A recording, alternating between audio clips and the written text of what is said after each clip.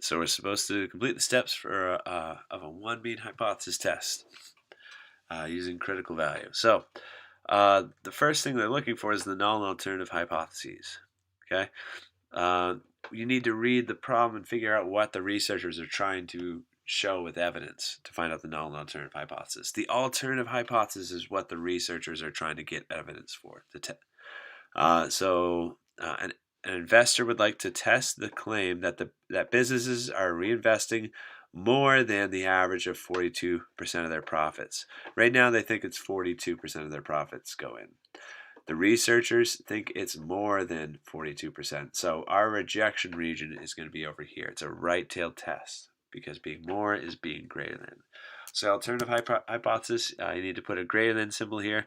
And the null hypothesis is the status quo. And I think actually Newton likes it. No, this should be good.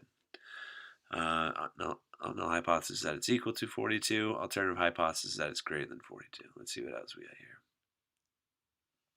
Okay, so in that scenario that they just gave us above, they want us to calculate the test statistic. I guess we can leave that. Which they even give you the formula. So this is really just plugging in n equals 20, your sample size, into that formula. The sample mean was 49. The sample standard deviation, S, is 12%. Yeah, because I guess our numbers are in percents. And then 42% of their profits go back into the business. That's the previous mean that we're comparing it to. So mu is 42. Okay, so you can plug all those numbers where they're supposed to go into the formula. And then I'm going to kind of go fast over this part just to keep things exciting. Just do them if you don't get the same number I do, just try to do it step by step. Okay, write it out. 49 subtract 7 over 12 divided by, then find out what square root of 20 is, maybe as a decimal. And then 2 decimal places, so I'm going to round this to a 1 and then kill all these other ones at 2.61. And then they're probably going to make us make an interpretation, huh? Oh, it's one of these dragging ones. Okay. Use the curve below to help visualize your answer. N was 20. I don't know how dragging this thing to 20 is helping us understand math any better. Oh, what is going on here? I don't know what these things are. N is 20. I don't know why this 20 is different than this 20, but let's just leave that for a second. It's a right-tailed test, so let's scroll this down over here. And then our test statistic is not negative 1.19. We just got a test statistic of 2.61, so let's drag that over to 2.61.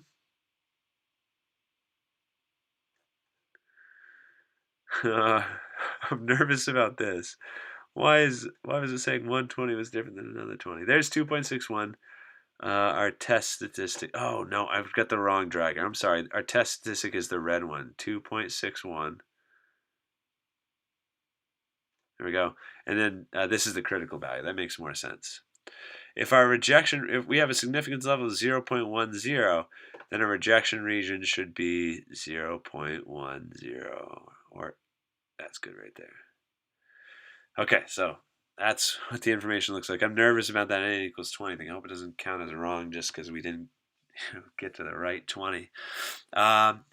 So we need to make a decision. We're going to reject the null hypothesis because our test statistic is in the rejection region.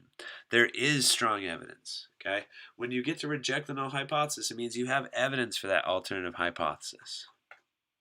Okay.